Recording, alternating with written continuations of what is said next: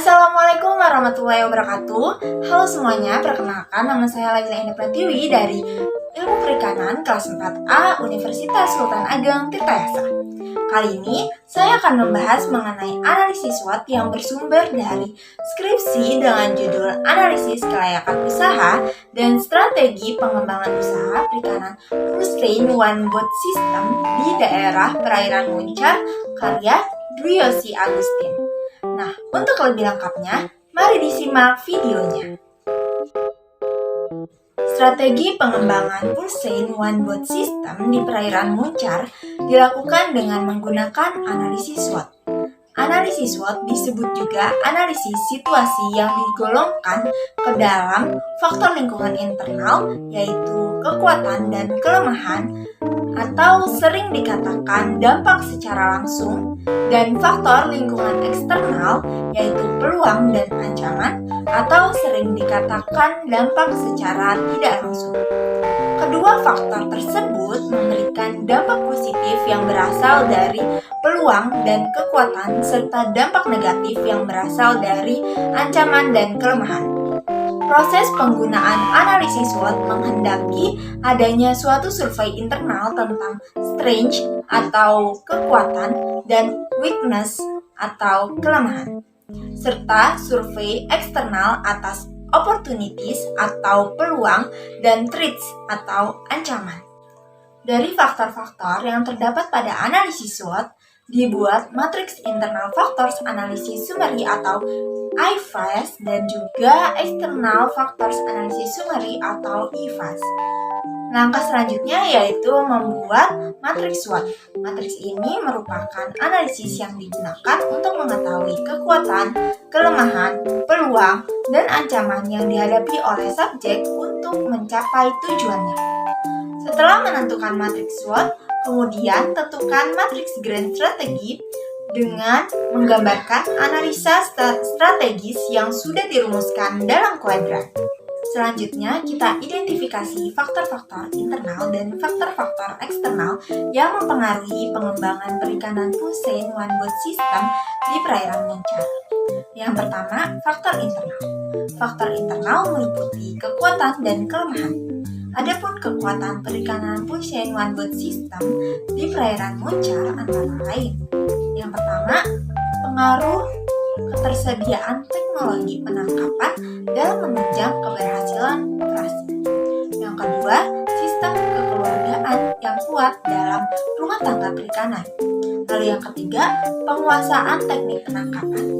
Yang keempat, keuntungan dari trip harian lebih efektif dan efisien. Yang kelima, hubungan erat terhadap sesama nelayan. Selanjutnya, kelemahan. Adapun kelemahan perikanan Full Strain One Boat System di perairan Muncar antara lain. Yang pertama, tingkat pendidikan nelayan masih rendah. Yang kedua, manajemen penanganan hasil tangkapan yang masih kurang. Yang ketiga, pengaruh faktor usia tenaga kerja. Yang keempat, peran tenaga ahli dalam permesinan pada kapal. Yang kelima, keterbatasan modal untuk pengembangan usaha. Yang kedua, faktor eksternal. Faktor eksternal meliputi peluang dan ancaman. Adapun peluang pengembangan Full Strain One Boat System di perairan Muncar antara lain. 1. Dukungan pemerintah menjadikan Muncar sebagai kawasan pembangunan perikanan. Lalu yang kedua, konservasi pesisir untuk menjaga kelestarian sumber daya serta untuk menjamin ketersediaan stok ikan. Lalu yang ketiga, tingginya permintaan pasar dari luar daerah. Lalu yang keempat, hubungan kekeluargaan yang erat antar pemilik kapal dan ABK. Yang kelima, nelayan Full Strain One Boat System menggantungkan hidupnya pada laut. Nah, selanjutnya kita bahas mengenai ancaman.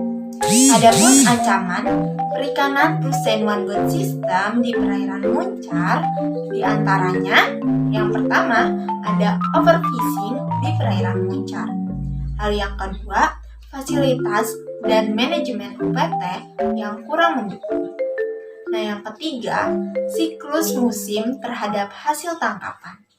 Yang keempat, persaingan dengan nelayan pendatang. Dan yang terakhir, meningkatnya harga kebutuhan melaut. Setelah diketahui faktor internal maupun eksternal, kemudian kita dapat menentukan 4 kemungkinan alternatif strategi, yaitu strategi ST, strategi WT, strategi SO, dan strategi WO. Adapun strategi ST diantaranya yaitu yang pertama, meningkatkan kerjasama dan pengalaman nelayan dalam melaut agar mendapatkan keuntungan yang optimal dan mampu beradaptasi terhadap cuaca buruk dan harga kebutuhan melaut yang meningkat. Lalu yang kedua, memanfaatkan tingginya tingkat daya beli masyarakat dan persaingan antar nelayan untuk meningkatkan produksi dan kerjasama antar nelayan dalam operasi penangkapan. Nah, kemudian kita bahas mengenai strategi WT. Adapun strategi WT diantaranya yang pertama, meningkatkan pengetahuan dan keterampilan nelayan agar dapat meningkatkan produksi dan harga hasil tangkapan yang dapat bersaing serta nelayan mampu bersaing dengan nelayan pendatang. Yang kedua, adanya bantuan modal dari stakeholder untuk teknologi penangkapan ikan, subsidi kebutuhan melaut, dan modal usaha. Yang ketiga, memaksimalkan peran pemerintah dalam mendukung arah pengembangan penanganan. Nah, yang keempat, penyediaan pasar guna penstabilan harga. Selanjutnya, kita bahas mengenai strategi SO. Strategi SO diantaranya yaitu yang pertama, kerjasama yang baik dan adanya hubungan yang erat antara nelayan dan pemilik kapal untuk terpenuhinya daya beli masyarakat dan permintaan pasar dari luar daerah. Yang kedua, meningkatkan pengetahuan dan keterampilan nelayan agar dapat meningkatkan produksi dan harga hasil tangkapan yang dapat bersaing serta nelayan mampu bersaing dengan nelayan pendatang. Nah, selanjutnya kita bahas mengenai strategi WO.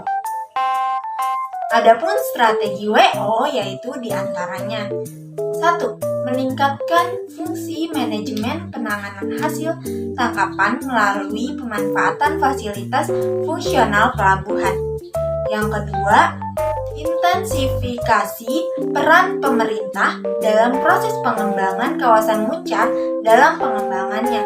Lalu yang ketiga, adanya bantuan modal usaha agar Purseine One Boat System dapat berkembang. Nah, yang keempat, konservasi sumber daya ikan perlu dilakukan untuk mengurangi overfishing dan mengurangi perilaku penangkapan ikan yang tidak selektif. Sekian dari saya, kurang lebihnya mohon maaf. Wassalamualaikum warahmatullahi wabarakatuh. Dadah!